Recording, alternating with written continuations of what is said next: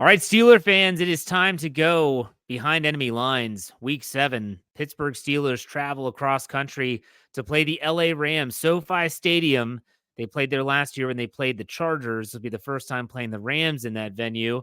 And to talk about this upcoming game, I bring in Tom Courts, who covers the Rams for Fans First Sports Network. Tom, what's going on? How are you? Hey, great to be here. Thanks for having me, Jeff. Looking forward to a great Week 7 game against the Steelers. Yeah, I don't even know what to expect. I'm going to be honest with you with the Pittsburgh Steelers. Like you, literally, it's a crapshoot. I mean, they're 3-2. No one knows how they got to 3-2, but Steeler fans know all about that. What they don't know all about are the Los Angeles Rams. Why? NFC West opponent, don't play that often. What is the, everyone, I always feel like there's an ebb and flow with NFL teams, the teams that are, up and coming, they're playing good football, they're playing the right way. And then there's teams that are on the other side of that are maybe trending in the wrong direction. Heading into week 7, where would you say the Rams would fall into that scale? Yeah, definitely trending in the right direction. Right? Even though we're only 3-3, I mean, this is a team that came into this season with very low expectations. Right, coming off a Super Bowl win in 21, and then in 22, just had an unmitigated disaster of a season. Just everything went wrong. The injuries, coaching was terrible, play was terrible. It was just terrible. So there was a kind of a partial rebuild, certainly on the defensive side, and on the offensive side, got a lot of guys back. And but it's a team that drafted 14 players. All 14 made the 53, which is an NFL record. And it's a very young team on defense, especially. The pundits were saying, it's Aaron Donald and a bunch of guys you never heard of, which is largely true. And but having said that, it's 3 losses to 3 teams that were all of which were in their championship league or their conference championship games last year, and 3 good wins. So yeah, it's really a lot of positives coming out of this season, and picked up a couple of free agents, a couple of them who well, and that are really contributing. And so it's a very positive year so far.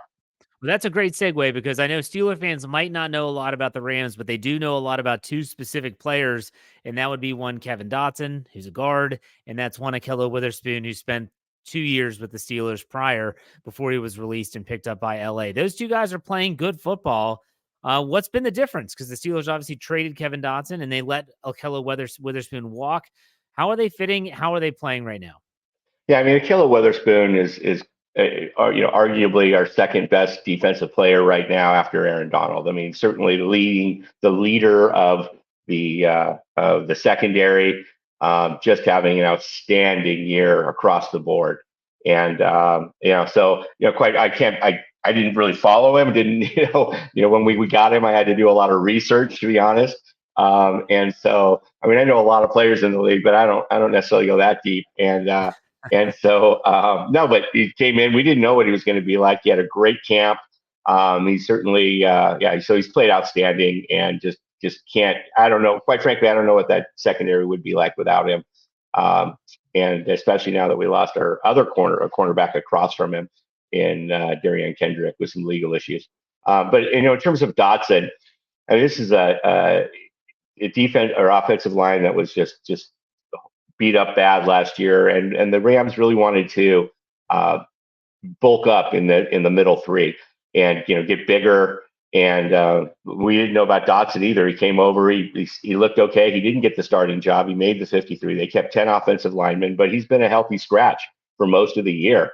When there was an injury to our left tackle, our right guard moved over and filled in for him, and Dotson got the call. And I can honestly say that now that right tackle will probably be back and healthy next year, a right tackle who's making $40 million, who was paid to replace Whitworth at left tackle, couldn't win that job. I think Dotson's going to beat him out for the starting right guard job. He's playing that well. Well, I mean, good for those guys. That's enough to really piss off the Steelers fan base because you watch these guys walk and they're probably playing better than they ever did in Pittsburgh. And people want to draw a lot of conclusions, but we're not going to go there.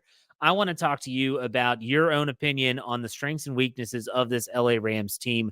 Let's start off with the strengths because really, what are they doing well, both offensively and defensively, that has gotten them to this 3-3 record? And I think They're one of the better 500 teams in the league. Like you said, their 3 losses were teams that are very, very good.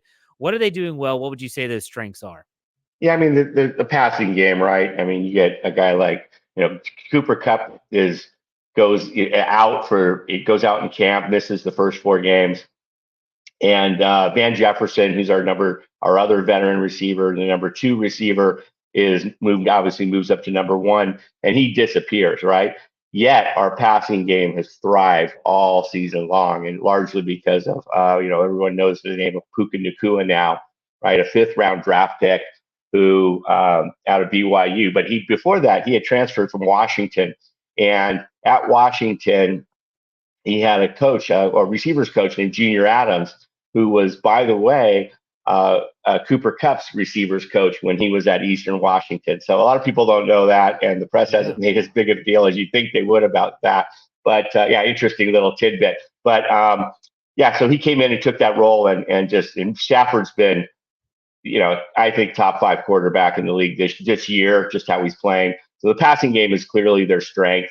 The running game has not gotten on the rails until the second half of last week, when they committed to it with their new gap run scheme, and guys like Dotson and Steve Avila, who's our draft pick playing left guard out of TCU, are just killing it. And so yeah, I would say the passing game is really the main strength of the team this year.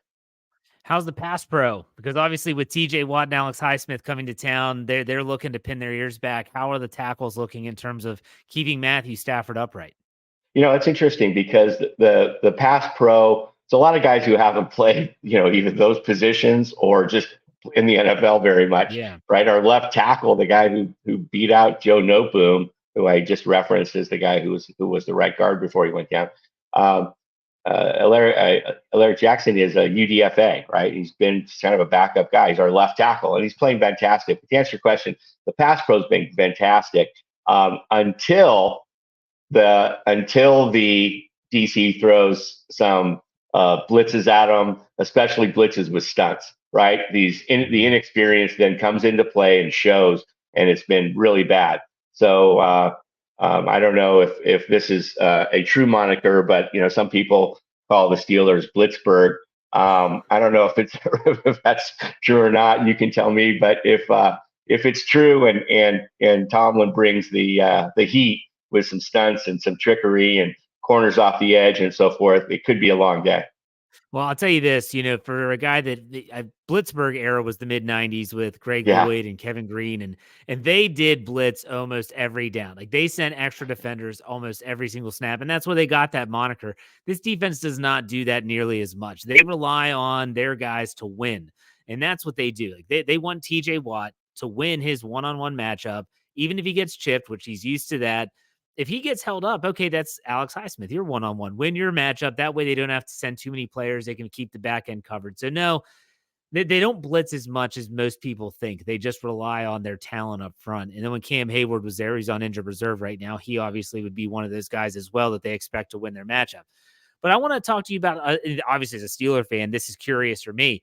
Where are the weaknesses? We just brought up pass protection. You said it's very solid. That's something the Steelers are looking for. But if there's a weakness on this team, be it offense, defense, where can the Steelers exploit?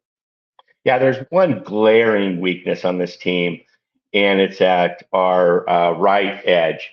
And so, our defensive line with Aaron Donald, interior, is solid. We have a new left edge that's solid, but right edge is being played by a guy, Michael Hoyt.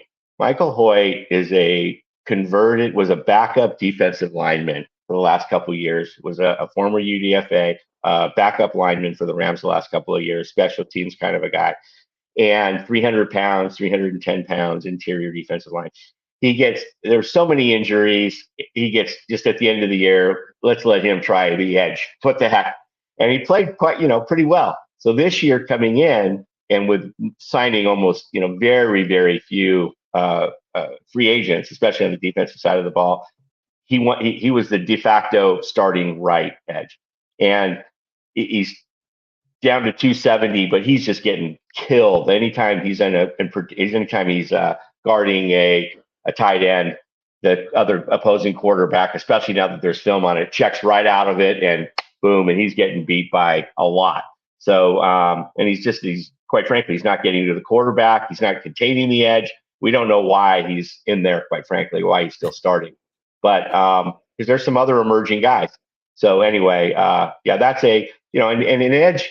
A lot of people think, well, that's just one position out of 11 on the defensive side of the ball. But if your edge can't contain and he can't pick up a tight end on occasion and he can't get to the quarterback, it can sting, and it has. It can have a ripple effect as well when you talk about Aaron Donald, who is one of the best in the world, the best that's ever done it, possibly from the interior. If he's putting that pressure on the quarterback and there's no one coning them in, so to speak. That's something Dick LeBeau used to always talk about as the defensive coordinator of the Steelers, coning the quarterback in, collapsing the pocket. Well, if that edge doesn't do their job, then there's always an escape route and there's always a hot route there. That's going to be something to keep your eye on. I want to ask you about injuries. The running backs have just been, it seems like, devastated by injury. Am I right? I mean, what are they expecting in this game? I know that the injury report has not really come out fully, but still, what are they expecting the Rams to do at the running back position here in week 7?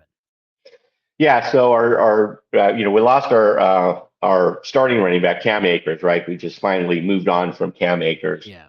And Kyren Williams, our number 2 running back, took over, and he's been playing exceptionally well. Especially, he had a kind of a breakout game last week against Arizona. But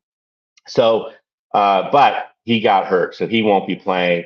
Our backup, who was again a UDFA a couple years ago, Ronnie Rivers, also got hurt in that game, and he's going to go on IR. So our top 2 running backs are out. So we have Zach Evans, who was a 6th-round draft pick, who will be essentially our number 1 back. Royce Freeman, who's been around the league a little bit, was elevated from the practice squad, and he'll be kind of the number 2. Signed Myles Gaskin off the street, and I don't know if he'll be ready or not. And then so that's kind of the run for the Rams. So basically nobody who's gotten any snaps with the first team this year at all. So it's going to be interesting to see. And it's interesting. We talked about pass pro. One of Kyren Williams' biggest strengths, he was kind of supposed to be our 3rd down back, because he's good in the catching the ball, but he's exceptional in pass pro. And so he has been a big part of that. It'll be interesting to see how the pass pro is affected, even if those other guys can't establish the run. Does Kyren Williams' absence hurt our pass pro?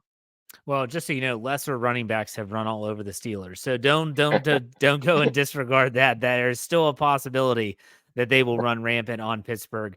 I want to take a look at the line and take a look at get your thoughts on the game. If you want to give me a numerical prediction, some have said I don't like to do that. That's up to you. That's your prerogative. But here's the line that I have right now. The Los Angeles Rams are giving the standard home field advantage 3 points, with the over-under line set at 44. Tom, how do you see this game playing out at 4:05 Eastern time on Sunday?